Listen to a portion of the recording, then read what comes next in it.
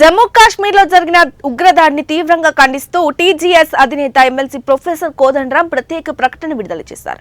ఈ మేరకు ఆయన మాట్లాడుతూ కాశ్మీర్ లో చిక్కుకున్న సాధారణ యాత్రికులు క్షేమంగా తిరిగి రావడానికి కేంద్ర ప్రభుత్వం వెంటనే తగిన చర్యలు చేపట్టాలని కోరారు. తీవ్రంగా ఖండిస్తున్నది. అక్కడ వచ్చినటువంటి పర్యాటకులకు ఏ రాజకీయాలతో సంబంధం లేదు. ఎవరి సమస్యలకు కూడా వాళ్ళు మూల కారణం కాదు.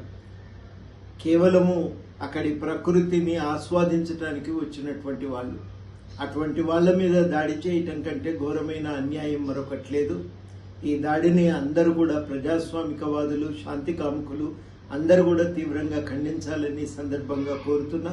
దీనివల్ల కలిగే ప్రయోజనం కూడా ఏమీ లేదు. ఏ సంబంధము లేని సాధారణ ప్రజలను చంపటం ఏ రాజకీయ లక్ష్యాల సాధన కూడా దోహదపడేటువంటి చర్య కాదు.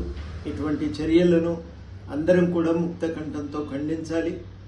తప్పనిసరిగా ఇప్పుడు ఉన్న ఈ పరిస్థితుల్లో మరి కాశ్మీర్లో చిక్కుకున్న పర్యాటకులు వెనక్కి రావడానికి కేంద్ర ప్రభుత్వం తక్షణం చర్యలు తీసుకోవాలి. సాధారణమైన ప్రజలు కాశ్మీర్ను చూద్దామని వెళ్ళి